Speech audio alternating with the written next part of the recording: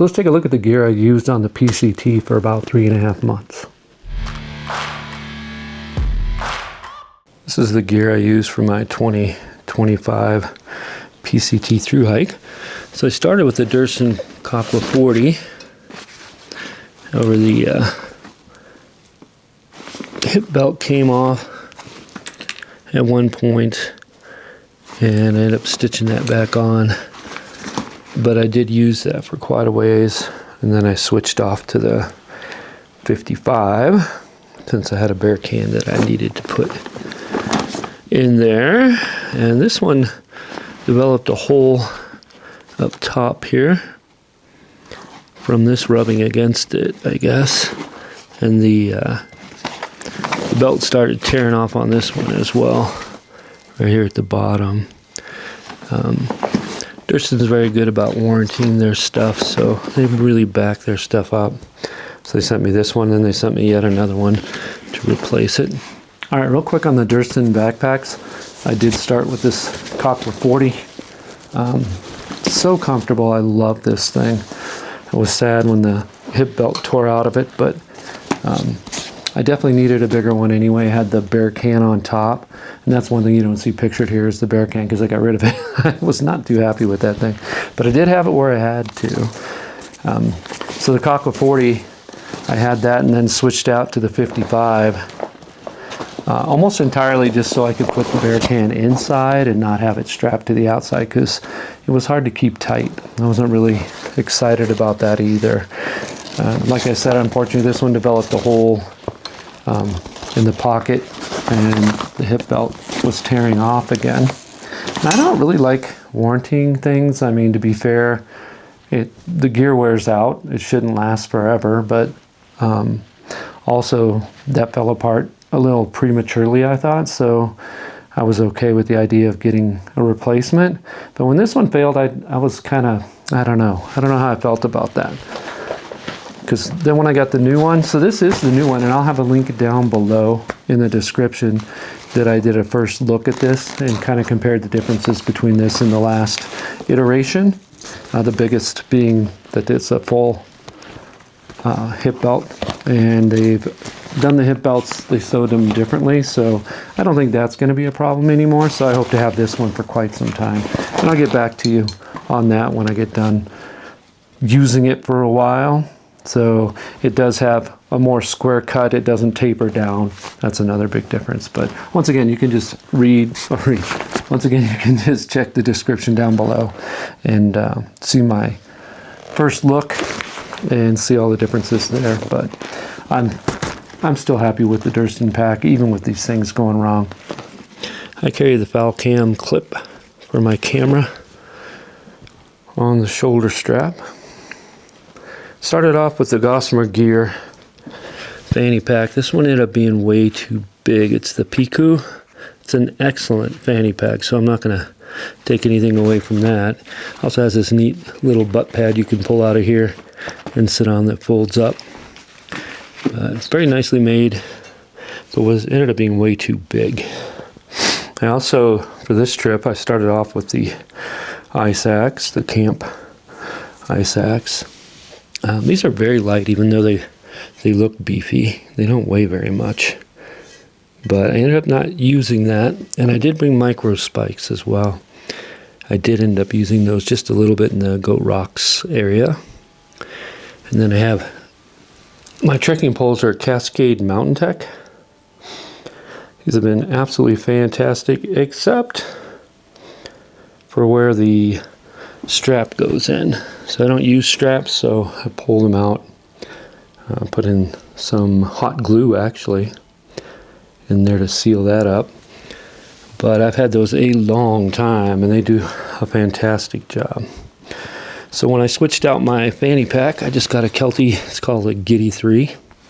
Nice and light, real simple, very inexpensive.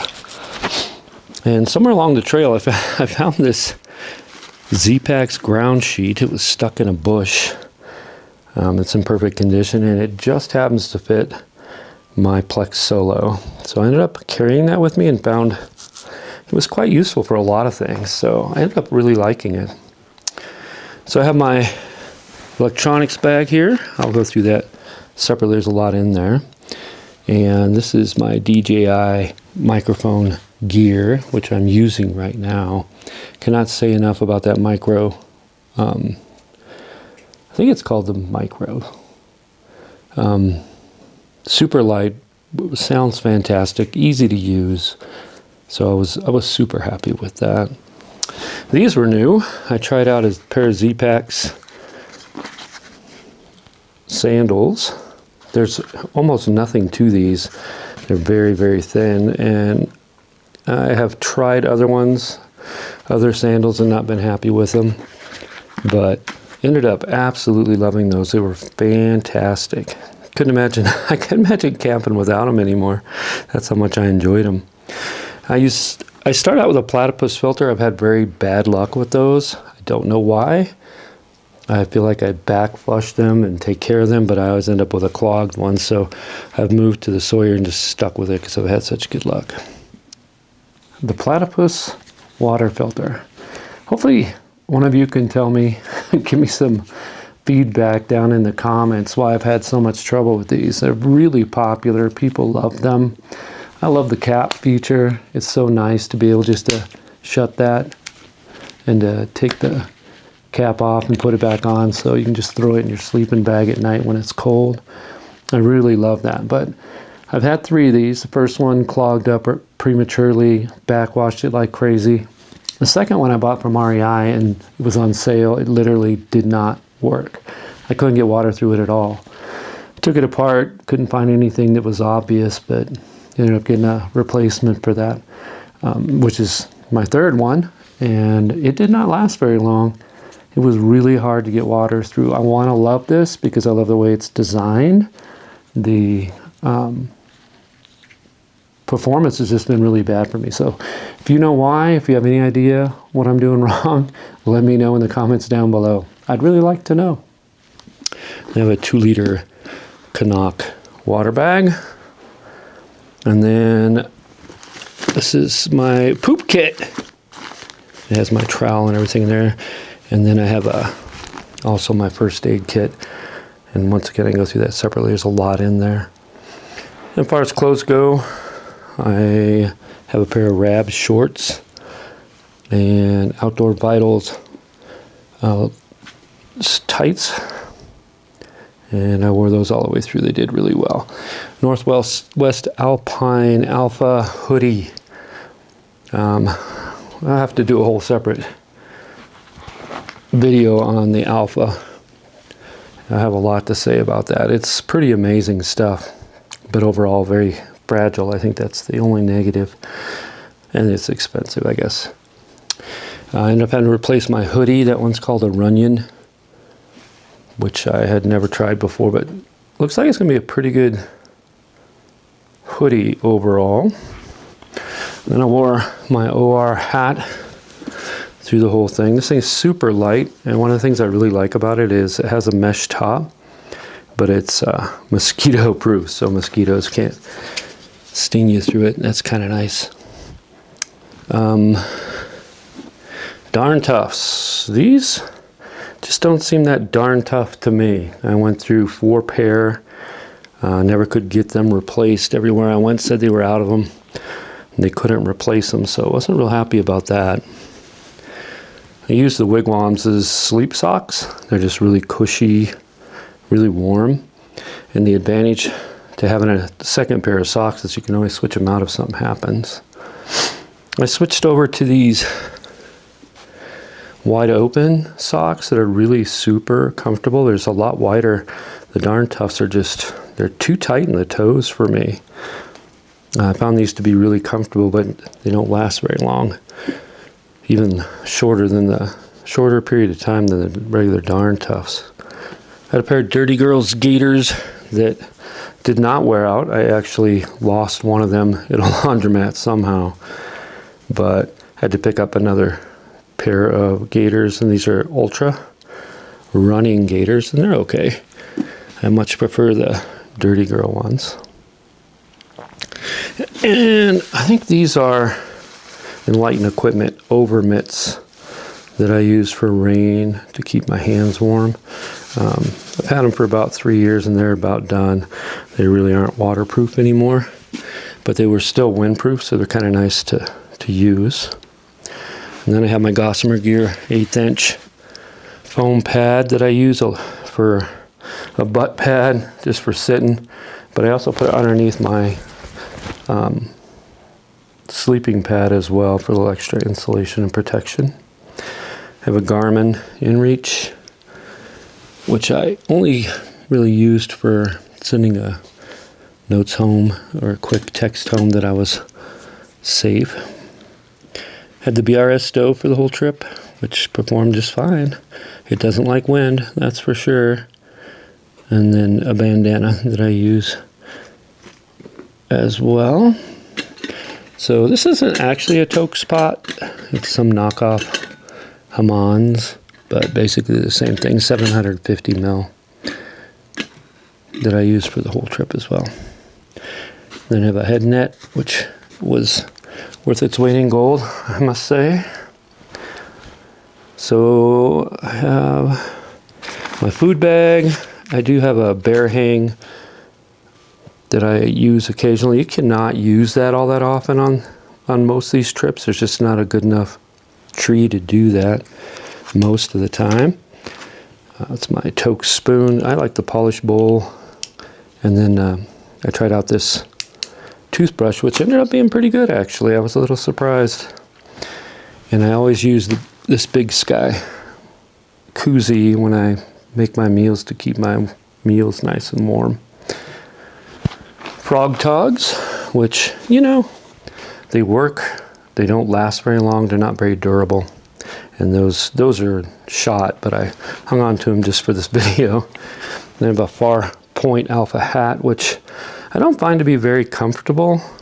It's fairly warm, but I don't wear it very much just because I don't feel like it's very comfortable. My tent's the Plex Solo. I've had that for quite a while too, and that did a good job.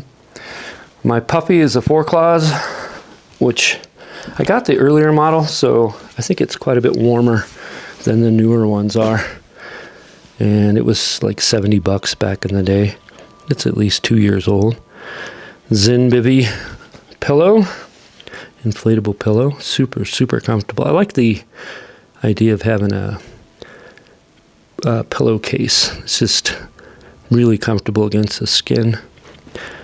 And then I have the Tensor All Season, Nemo Tensor All Season.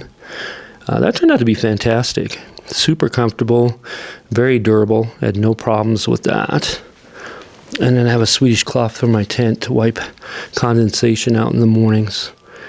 And then tent stakes. One thing about the Plex Solo, it takes a lot of stakes. It takes about 10. So it takes, yeah, I mean, it sets up pretty fast, but that's a lot of stakes to deal with. And then my Quilts and Outdoor Vitals, 15 degree. So my camera gear, which I carry in a fanny pack, adds about 3 pounds of weight. I usually keep that. Actually, I finally decided across my chest is the best. So it just has things in it like the alcohol wipes, an extra tool to keep the clip tight on my camera, some cheat notes for star trails and that sort of thing. Usually only carry one extra battery. I found that's all I need. And then I have a waterproof case for my SD cards. Usually don't see my camera because I use it for everything, but there it is, a Sony A7C, which I really, really enjoy. I also have a polarizer ND filter that I carry with me, and that's pretty much all there is to it.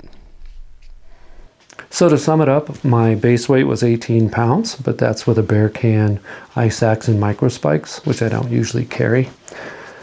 But I'm glad I brought them with me. The Bearcan I probably shouldn't have had except where I had to. So if I had to do that again, I would definitely just carry it where it's required. I ended up hating the Bearcan passionately. I think that sounds pretty extreme, but for me it was a real pain. I didn't enjoy it at all. I don't know that it really did much good.